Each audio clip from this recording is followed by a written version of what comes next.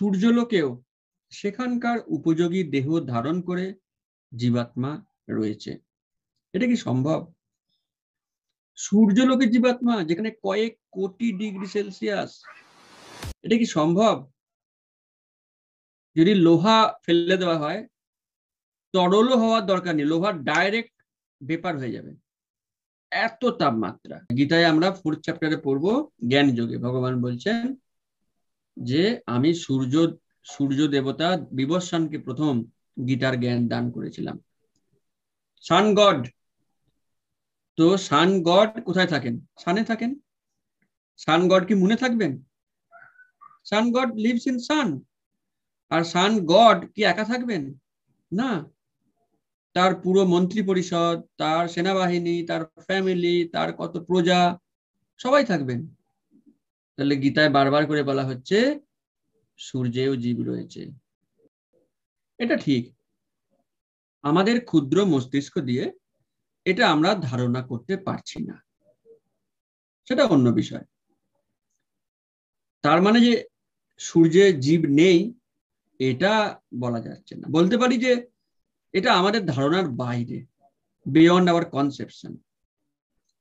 একটু ধারণা দিই, তাহলে ব্যাপারটা ক্লিয়ার হবে। এই জড়জগতে পঞ্চমহাভূত দিয়ে সবকিছু তৈরি। পঞ্চমহাভূত, ক্ষিতি, অপ, তেজ, মরুত, বোম। কেমন?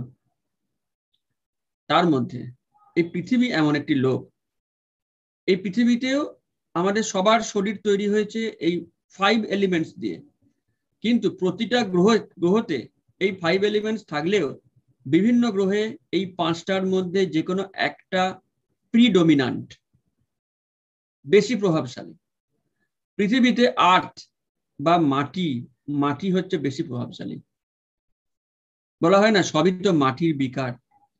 তাই এখানে মানুষের শরীর, গাছের শরীর, পশুর শরীর 5টা এলিমেন্ট দিয়ে তৈরি হলেও মাটি প্রধান। তাই যে কোনো শরীরকে মাটির তলায় আপনি পুঁতে দিন, 1 বছর পরে দেখবেন ওটা মাটির সঙ্গে মিশে গেছে। তাহলে এই জগতের নেচার হচ্ছে, এই জগতে মাটি প্রধান এলিমেন্ট। ঠিক তেমনি বরুণ দেবের যে আলয়, বরুণ দেব বৃষ্টির দেবতা, তার গ্রহলোক রয়েছে, সেখানে শুধু জল আর জল। সেখানে যে সমস্ত জীবেরা থাকে তাদের শরীরও তৈরি হয়েছে 5টা মহাভূত দিয়ে, কিন্তু সেখানে ওয়াটার হচ্ছে প্রিডমিনেন্ট।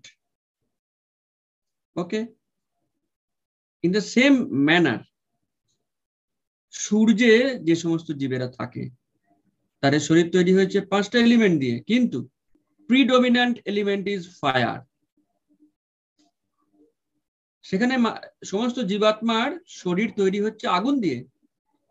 এখন বলো তো, একটা আগুনকে যদি সূর্যে ফেলে দেওয়া হয়, তাহলে সূর্য কি আগুনকেও পুড়িয়ে দেবে? আগুন তো এমনিতে পুড়েই আছে, আগুন তো নিজে সবসময় পুড়ছে, ওকে আর সূর্য কি করে পোড়াবে?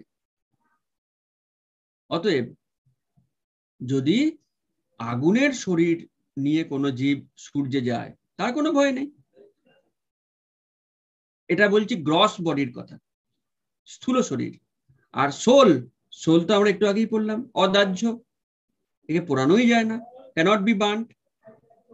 অতএব সূর্যেও অগণিত জীব রয়েছে, কোটি কোটি জীব রয়েছে, তাদের শরীরটা তৈরি হয়েছে আগুন দিয়ে। এমনকি এখনকার ভারতীয় পৃথিবীর বৈজ্ঞানিকেরাও আবিষ্কার করেছেন এমন কিছু ব্যাকটেরিয়া যারা আগুনের মধ্যে থাকে, আগুনটা বন্ধ হয়ে গেলে ওরা মরে যায়। ওদের বাঁচার জন্য যে মিনিমাম ক্রাইটেরিয়া প্রয়োজন সেটা হচ্ছে আগুন, তারা আগুনের জীব। তাহলে পৃথিবীতেও এরকম জীব রয়েছে আগুন ছাড়া যারা বাঁচতে পারে না।